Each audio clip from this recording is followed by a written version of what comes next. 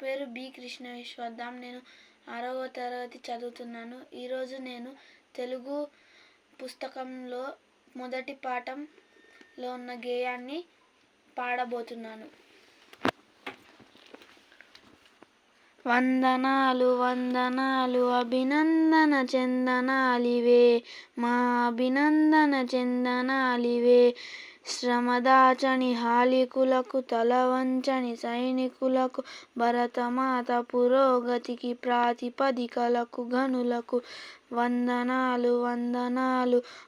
అభినందన చందనాలివే, మా అభినందన చందనాలివే.